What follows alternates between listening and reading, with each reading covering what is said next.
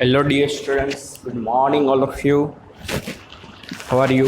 મજામાં બધાય? આશા રાખી બધાના તબિયત પાણી સારા હશે, બધા ઘરે સ્વસ્થ હશો, સરસ મજાનું ભણતા હશો. ચાલો, આજથી આપણે બાળકો શરૂઆત કરીએ ધોરણ 12ની પહેલું ચેપ્ટર. ગણપતિ દાદાનું નામ લઈએ, શ્રી ગણેશાય નમઃ. શ્રી ગણેશ કરીએ 12મા ધોરણના. ગણપતિ દાદા, સરસ્વતી માતા બંનેને યાદ કરી અને 12મું ધોરણ ચાલુ કરીએ. અને ખૂબ ખૂબ તમે ભણો, વ્યવસ્થિત ભણો. 11થમાં જે થયું હોય વોટ એવર, આવડતું હોય ના આવડતું હોય, પણ બાળકો 11મા ધોરણમાં જે વસ્તુ બની હોય, જે ઘટના થઈ હોય, પણ 12મામાં પહેલેથી જ વ્યવસ્થિત બાળકો ધ્યાન આપજો.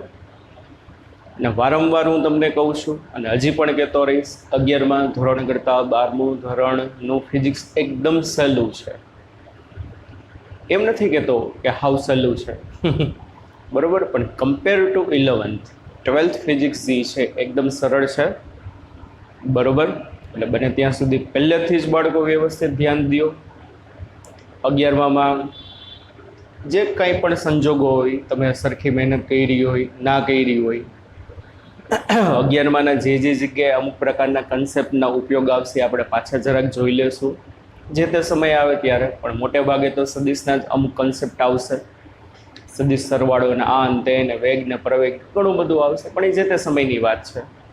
પણ મહેરબાની કરીને બાળકો 12મા ધોરણમાં પહેલા લેક્ચરથી જ વ્યવસ્થિત આપણે ધ્યાન દેવાનું છે બરાબર. સમજાય છે? ચાલો, 12th શ્રી ગણેશાય નમઃ. જય સરસ્વતીમાં 12થનું ચેપ્ટર નંબર 1 વિદ્યુત હારો અને ક્ષેત્રો.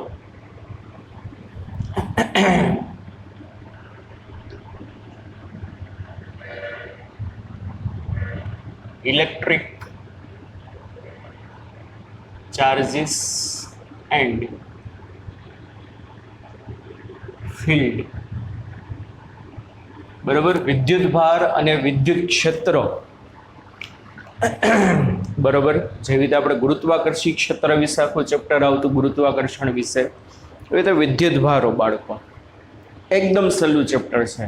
તમે પહેલા ચેપ્ટરથી જ તમે ફીલ કરશો કે 11th કરતાં 12th ઇઝી છે બરાબર. સમજાય છે?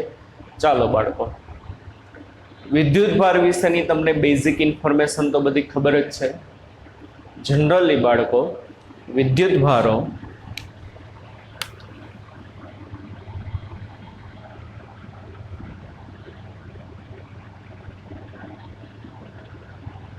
બે પ્રકાર.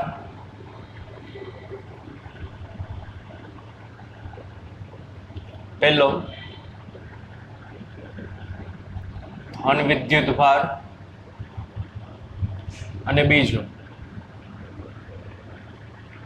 ઋણ વિદ્યુત ભાર, પોઝિટિવ ચાર્જ અને નેગેટિવ ચાર્જ બરાબર. વિદ્યુત ભારો બે પ્રકારના, પોઝિટિવ ચાર્જ અને નેગેટિવ ચાર્જ. દાખલા તરીકે આપણે પ્રોટોન કહીએ, આ બધું તમને ખબર જ છે, 8મા 9મા 10મા ધોરણમાં આવી ગયું. દાખલા તરીકે પ્રોટોન, તો પ્રોટોન જે છે બાળકો ધન વિદ્યુત ભાર છે. અને દાખલા તરીકે ઇલેક્ટ્રોન કેવો ચાર્જ છે? તો કે નેગેટિવ ચાર્જ છે. સમજાય છે કે નહીં? એટલે વિદ્યુત ભારો જે છે એ વિદ્યુત ભારનો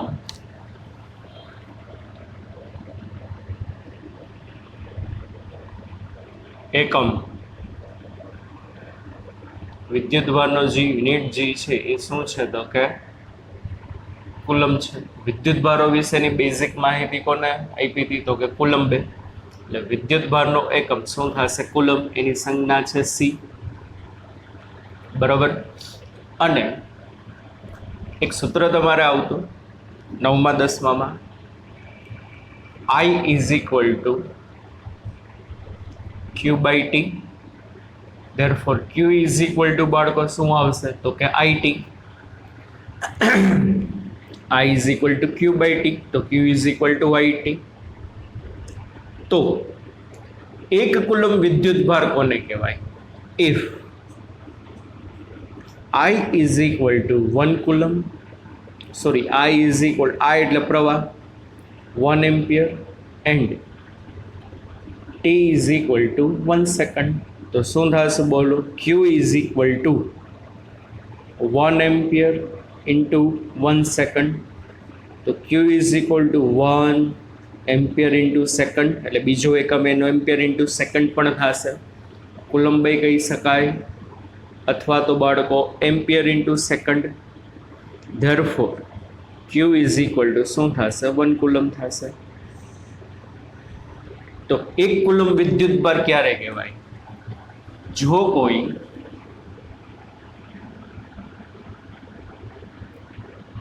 તારમાંથી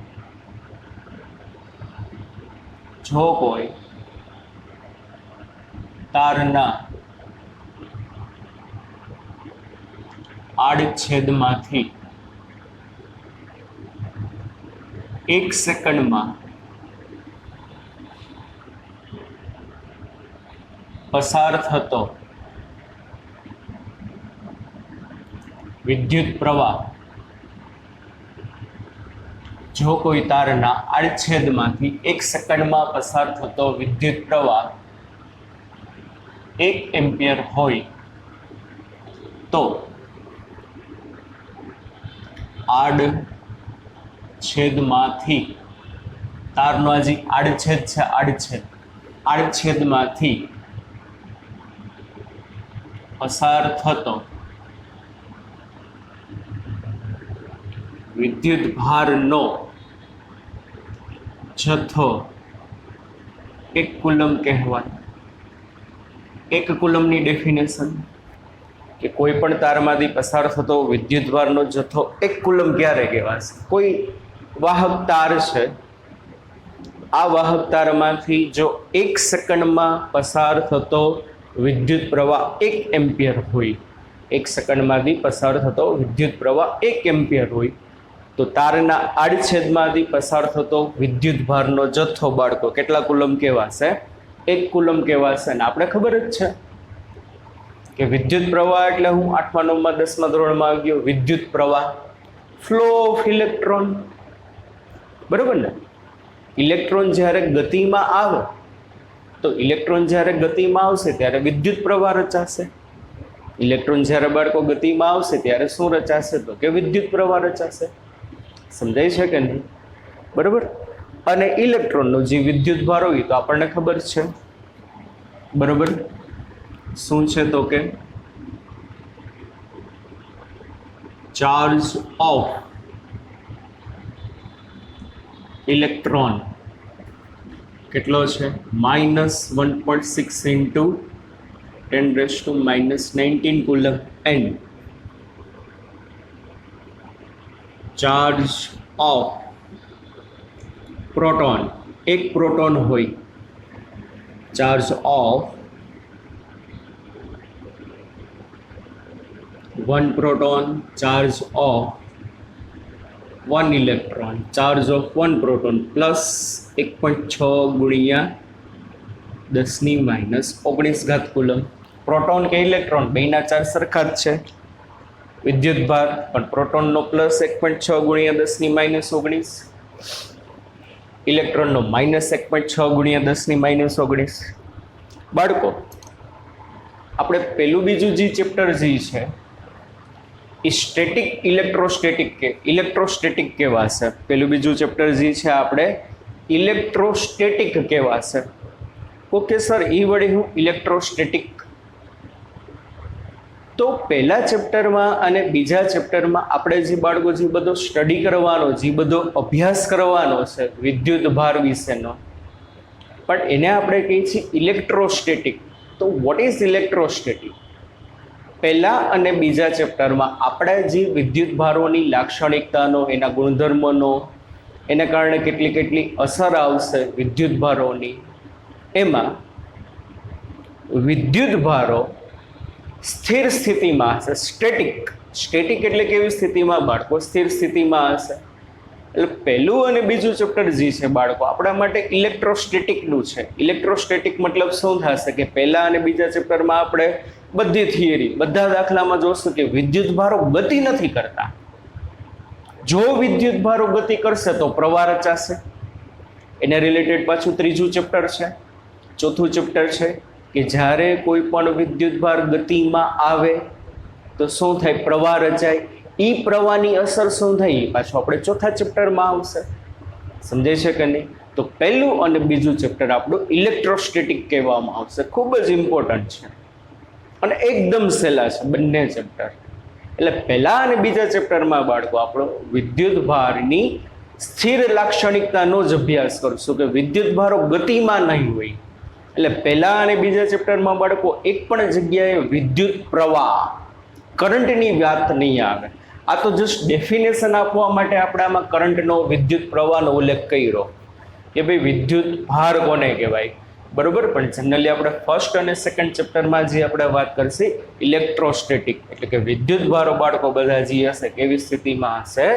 સ્થિર સ્થિતિમાં હશે, બરોબર. ડાયમેન્શન ફોર્મ્યુલા તમે જોશો વિદ્યુત ભારની, પારિમાણિક સૂત્ર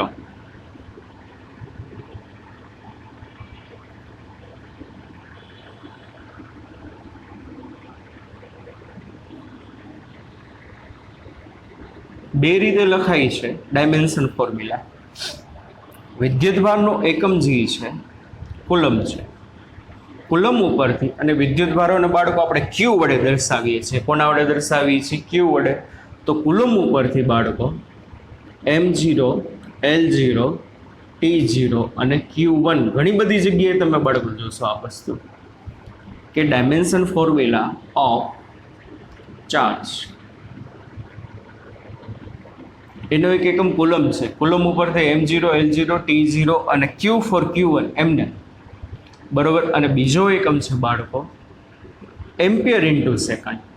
તો એના ઉપરથી M0, L0, T1, A1, બરોબર. બીજી ડાયમેન્શન ફોર્મ્યુલા શું થશે બાળકો? એની M0, L0, T1 અને A1, બરોબર. આટલો બેઝિક ખ્યાલ છે વિદ્યુત ભારો વિશેનો, બરાબર. આ વસ્તુ આપણે બેઝિક ખબર હોવી જોઈએ. બાકી બાળકો ટેક્સ્ટ બુકમાંથી જે પહેલું પેજ જે છે વિદ્યુત ભાર, એના વિશેનું આકર્ષણ કોને કહેવાય, અપાકર્ષણ, યાર આ તો બધું તમને ખબર હોય, ના ભણાવું તો હાલ. આમાં કાંઈ આપણે ટાઈમ વેસ્ટ કરવાની કંઈ જરૂર છે નહીં. જી નીટની દ્રષ્ટિએ પણ કાંઈ ઇમ્પોર્ટન્ટ છે નહીં, બોર્ડની દ્રષ્ટિએ પણ કાંઈ ઇમ્પોર્ટન્ટ છે નહીં. સમજાય છે?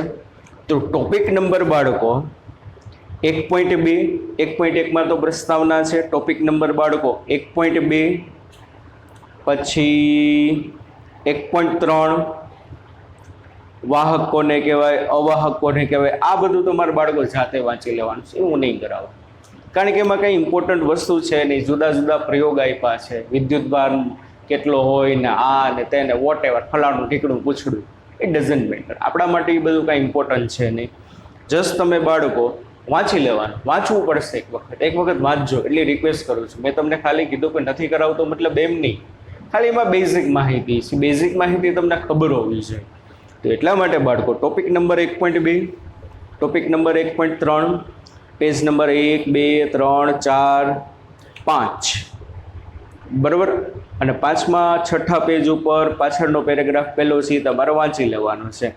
1.2માં વિદ્યુત ભારો વિશે ઘણી બધી વાર્તાઓ કરેલી છે, એ પણ તમારે વાંચવાનું. આકર્ષણ ક્યારે થાય, અપાકર્ષણ ક્યારે થાય, બરાબર. 1.3માં વાહક પદાર્થ કોને કહેવાય, અવાહક, આવું બધું તમને ખબર હોય. 8, 9, 10માં બેઝિક વસ્તુ તમે ભણી ગયા છો, એટલા માટે એ આપણે કરતા નથી. એ તમારે જાતે વાંચી લેવાનું છે, બરાબર. એક બીજી વસ્તુ, જેવી રીતે આપણે કોઈ પણ પદાર્થનું દળ કેટલું છે માપવા માટે, બરાબર, કોઈ પણ પદાર્થનું દળ કેટલું છે માપવા માટે આપણે શાનો તો કે વજનિયાનો ઉપયોગ કરીએ, ત્રાજવા તોલાનો, બરાબર. કોઈ પણ પદાર્થનો વેગ કેટલો છે જાણવા માટે આપણે સ્પીડોમીટરનો ઉપયોગ કરીએ છીએ. તો એવી રીતે આ એક યાદ રાખવાનું, કોઈ પણ પદાર્થની સપાટી ઉપર કેટલો વિદ્યુત ભાર છે એ જાણવા માટેના સાધનનું નામ કોઈ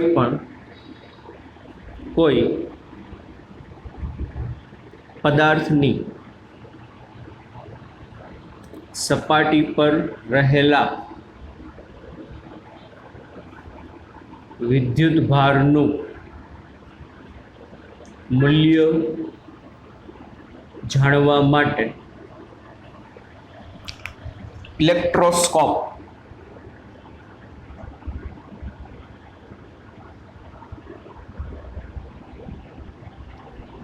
બરોબર કેનો ઉપયોગ થાય છે? તો કે કોઈ પણ પદાર્થની સપાટી ઉપર રહેલા વિદ્યુત ભારનું મૂલ્ય જાણવા માટે ઇલેક્ટ્રોસ્કોપ નામના સાધનનો ઉપયોગ થાય છે. બરાબર, બેઝિક ઇન્ફોર્મેશન છે, આ તમને ખબર હોવી જોઈએ. બાકી ટોપિક નંબર 1.2 1.3 તમારે વાંચી લેવાનું છે. આટલી વસ્તુ કરજો બાળકો. બરોબર,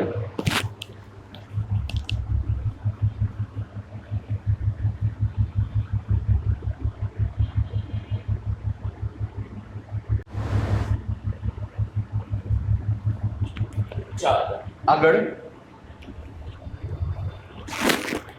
ટોપિક નંબર 1.4 છે. એ વસ્તુ આપણે જોઈએ, એ આપણા માટે ઇમ્પોર્ટન્ટ છે. હવે જુઓ બાળકો, એટલું યાદ રાખો, કોઈ પણ પદાર્થનો વિદ્યુતભાર ધન છે એનો મતલબ શું? કે એના આગળ નેગેટિવ ચાર્જ નથી? ના, એવું નહીં. આ એક બેઝિક વસ્તુ ખબર પડવી જોઈએ. કોઈ પણ પદાર્થનો વિદ્યુતભાર ધન છે એનો મતલબ શું? કે માની લ્યો કોઈ પદાર્થ છે, એ પદાર્થની સપાટી ઉપર 100 પ્રોટોન છે. પદાર્થની સપાટી ઉપર 100 પ્રોટોન છે અને 90 ઇલેક્ટ્રોન છે. તો એ પદાર્થ પોઝિટિવલી ચાર્જ કહેવાય. એની પોલારિટી જે છે ને બાળકો, પોઝિટિવ પોલારિટી કહેવાય. ખબર પડવી જોઈએ. કોઈ પણ પદાર્થની સપાટી ઉપર બરોબર 100 પ્રોટોન છે અને 90 ઇલેક્ટ્રોન છે. તે પદાર્થનો પરિણામી વિદ્યુતભાર બાળકો કેટલો કહેવાય? 10 પ્રોટોન જેટલો કહેવાય. કેમ 10 પ્રોટોન જેટલો કહેવાશે? પ્રોટોન તો 100 છે. નહીં, પ્રોટોન 100 ભલે હોય, પણ સામે 90 ઇલેક્ટ્રોન છે. હમણાં આપણે અહીંયા લખ્યું હતું કે જેટલો પ્રોટોનનો ચાર્જ હશે એટલો ઇલેક્ટ્રોનનો ચાર્જ હશે. એક પ્રોટોનનો ચાર્જ પ્લસ 1.6 ગુણ્યા 10⁻19 કુલમ, એક ઇલેક્ટ્રોનનો ચાર્જ માઇનસ 1.6 ગુણ્યા 10⁻19 કુલમ. તો 100 પ્રોટોન 90 ઇલેક્ટ્રોન, તેમાંથી 90 ઇલેક્ટ્રોન શું કરશે? 90 પ્રોટોનની અસરને નલિફાઈ કરે. કે ભાઈ કોઈ પણ પદાર્થની સપાટી ઉપર જે તમારે કુલ વિદ્યુત ભાર જે છે, ટોટલ ચાર્જ,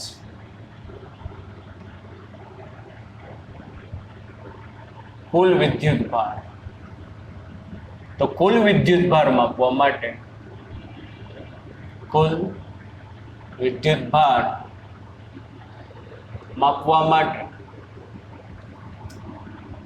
તે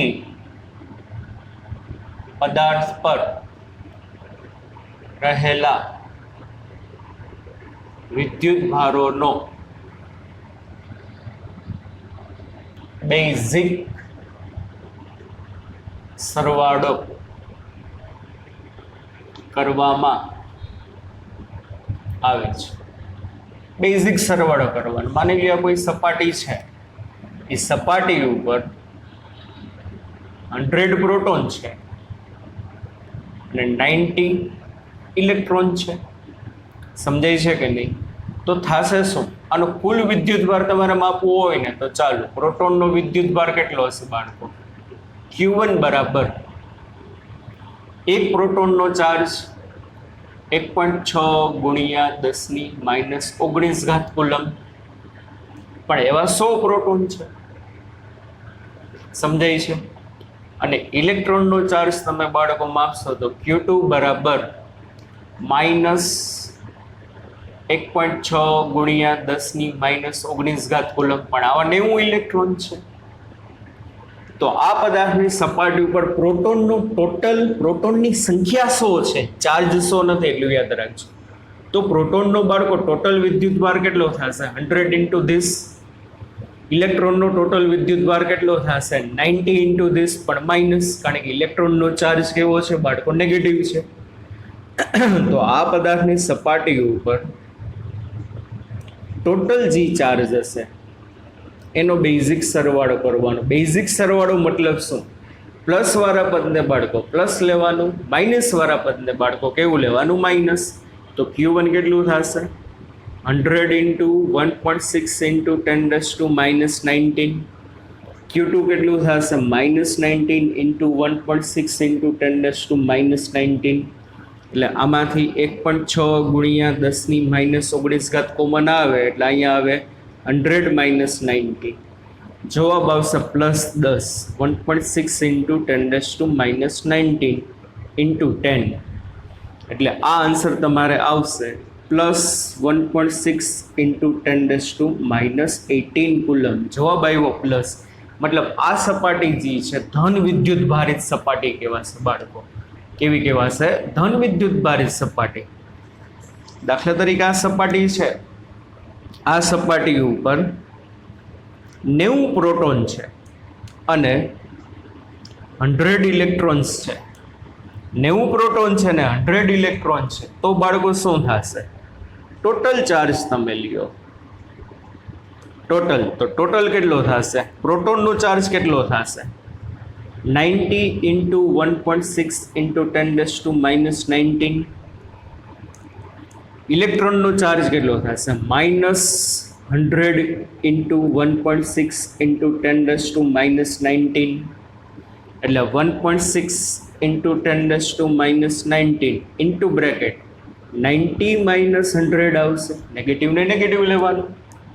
બરાબર સમજાય છે? તો આ શું આવશે? -1.6 ગુણ્યા 10⁻⁻19 ગુણ્યા 10, -1.6 ગુણ્યા 10⁻18 કુલમ.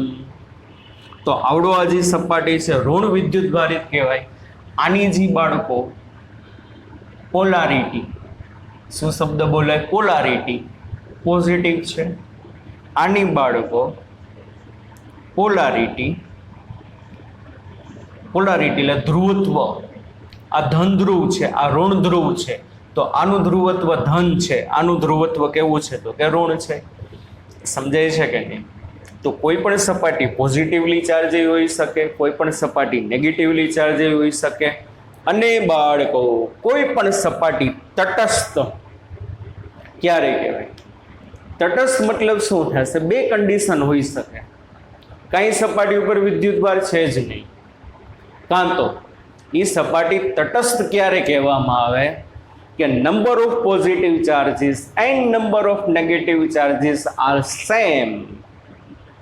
કોઈ પણ સપાટી છે, એ સપાટી ઉપર રહેલા ધન વિદ્યુત ભાર અને ઋણ વિદ્યુત ભારોની જો સંખ્યા સમાન હોય ને, સંખ્યા કેવી હોય? તો કે સમાન હોય ને, તો એ વસ્તુ તટસ્થ કહેવામાં આવે. એનો ચાર્જ શૂન્ય કહેવાય. દાખલા તરીકે બાળકો કોઈ સપાટી ઉપર 100 પ્રોટોન છે અને 100 ઇલેક્ટ્રોન્સ છે, તો મતલબ એ સપાટી કેવી કહેવાય? તટસ્થ કહેવાશે. જેટલો પોઝિટિવ ચાર્જ છે એટલો નેગેટિવ ચાર્જ છે. તો વિદ્યુતની દ્રષ્ટિએ એવી સપાટી બાળકો કેવી કહેવાશે? તટસ્થ કહેવાશે. આ વસ્તુ તમારે યાદ રાખવાની છે. ચાલો, ટોપિક નંબર આપણો જે 1.4 છે. પ્રેરણ દ્વારા વિદ્યુત ભારિત કરવું. ચાર્જિંગ બાય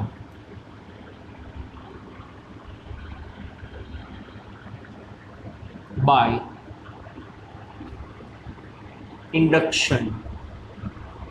જુઓ બાળકો, કોઈ પણ વસ્તુનું ચાર્જિંગ કરવું. ચાર્જિંગ કરવું મતલબ શું?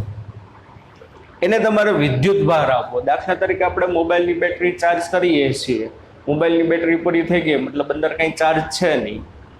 સમજાય છે કે નહીં? ચાર્જિંગ બાય ઇન્ડક્શન એટલે કોઈ પણ વસ્તુનું તમારે ચાર્જિંગ કરવાનું થાય તો એ charging by induction. Then what is induction? Induction એટલે કોન્ટેક્ટ કર્યા વગર. શું કર્યા વગર? કોન્ટેક્ટ કર્યા વગર તમે કોઈ પણ વસ્તુનું ચાર્જિંગ કરો ને તો એને ઇન્ડક્શન પ્રોસેસ કહેવામાં આવે. શુદ્ધ ગુજરાતીમાં બોલવામાં આવે પ્રેરણ. શું કહેવામાં આવે? પ્રેરણ. ઇન્ડક્શન. ઇન્ડક્શન એટલે બાળકો શું કહેવામાં આવશે? પ્રેરણ. બરોબર. એટલે કોઈ પણ પદાર્થની સપાટીને વિદ્યુત ભારિત કરવી, ચાર્જ કરવી, ચાર્જિંગ બાય ઇન્ડક્શન. પ્રેરણ. પ્રેરણ એટલે શું થશે? Without contact. એમાં જો બાળકો એક સરસ મજાનું એક્ઝામ્પલ આપેલું છે. આપણા પાસે બે ગોળા છે. આ છે અવાહક સ્ટેન્ડ. અવાહક સ્ટેન્ડ ઉપર બે ગોળા મૂકેલા છે, એકબીજાના કોન્ટેક્ટમાં છે અને તટસ્થ છે. તટસ્થ એટલે ન્યુટ્રલ. ઇંગ્લિશમાં બોલે તો કેવા કહેવામાં આવશે? ન્યુટ્રલ કહેવામાં આવશે. તો હમણાં જ મેં તમને બાળકો કીધું તટસ્થ મતલબ શું? એવું કે આના ઉપર વિદ્યુત ભાર નથી? નહીં નહીં નહીં નહીં, એવું નહીં. તટસ્થ મતલબ શું? Number of positive charges and number of negative charges are same. એટલે આની કઈ વિદ્યુત ભારની અસર એ લોકો નહીં દર્શાવે. કાં પ્યોર પોઝિટિવ ચાર્જ હોવો જોઈએ, કાં પ્યોર નેગેટિવ ચાર્જ હોવો જોઈએ. તો આ બે ગોળા એકબીજાના કોન્ટેક્ટમાં છે. માની લો પેલા ગોળા પાસે જેટલા પોઝિટિવ ચાર્જ છે તો અત્યારે આ બે ગોળાના થઈને ટોટલ પોઝિટિવ ચાર્જ બાળકો કેટલા છે? 5 દાખલા તરીકે. તો સામે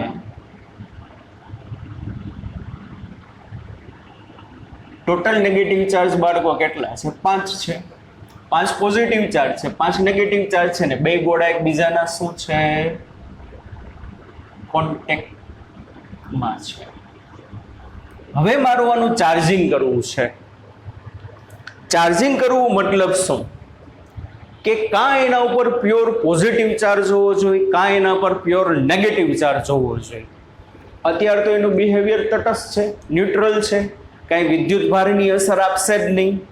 number of positive charges and number of negative charges are same. તો હવે થશે શું? જેટલા પોઝિટિવ ચાર્જ છે બાળકો એટલા શું છે એના ઉપર નેગેટિવ ચાર્જ છે. તો સમજો સરખું. આપણે શું કરીએ ખબર છે?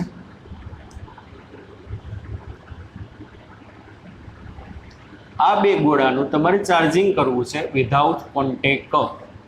સંપર્ક કર્યા વગર. ગોળા બંને એકબીજાના કોન્ટેક્ટમાં ભલે હોય.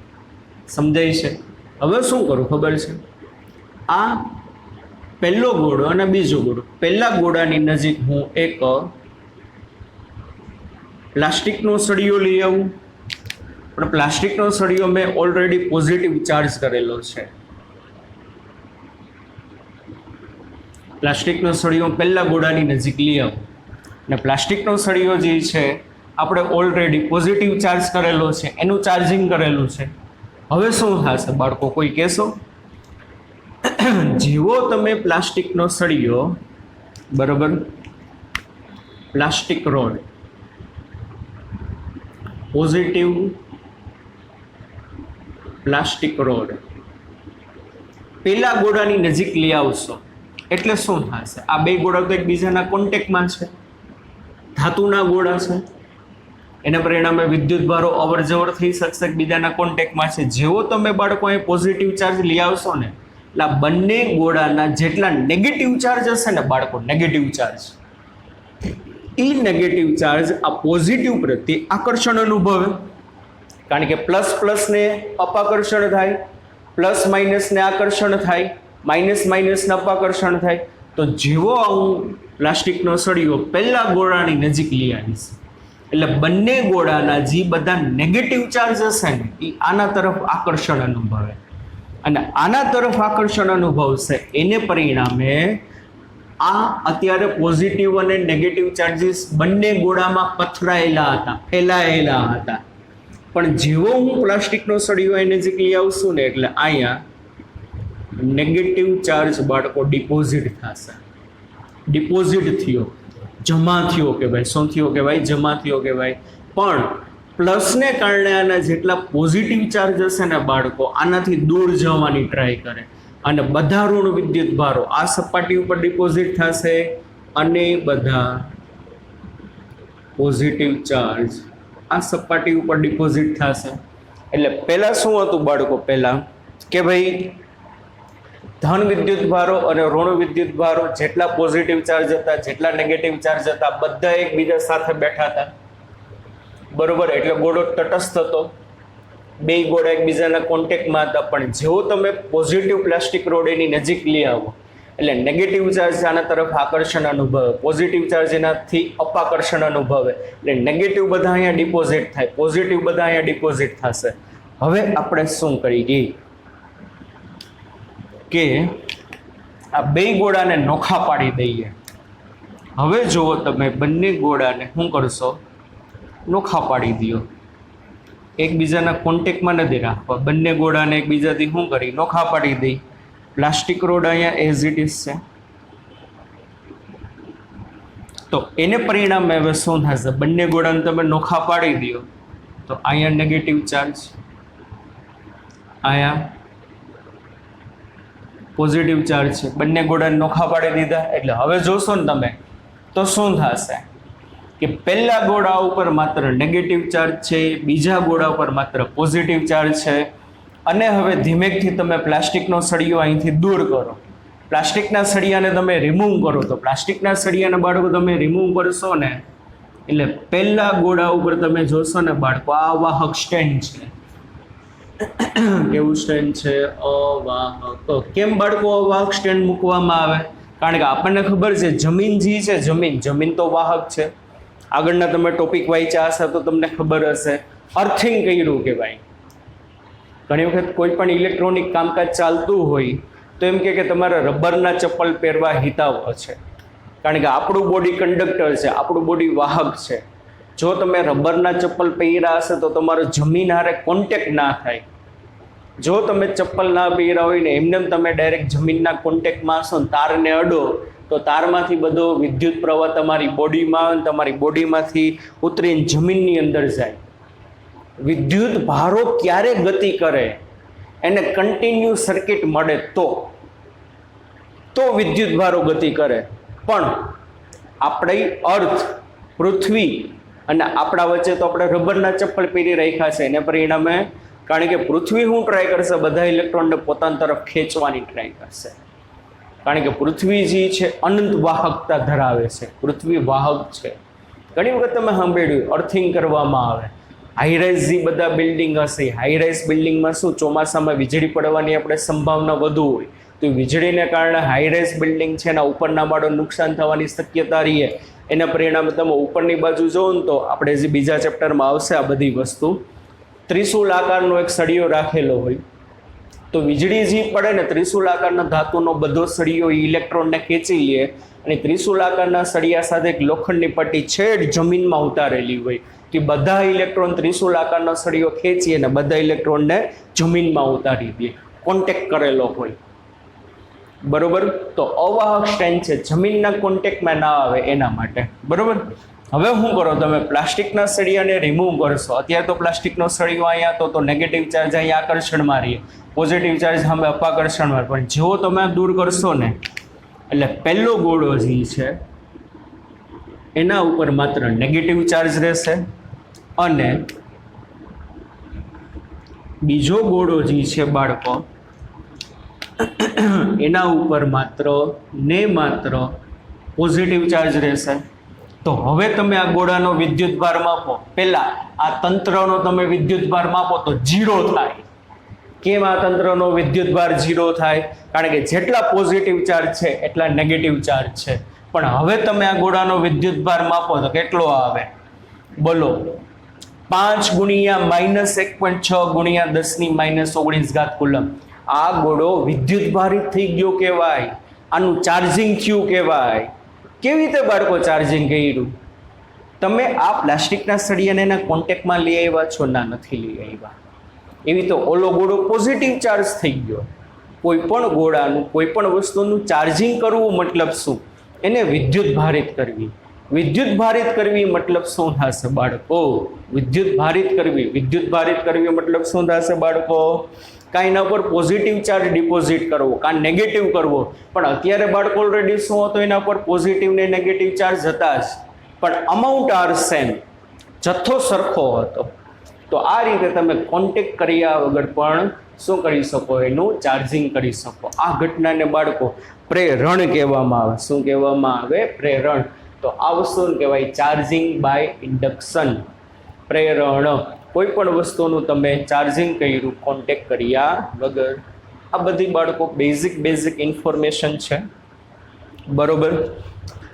ચાલો આજના લેક્ચરમાં આટલું રાખી.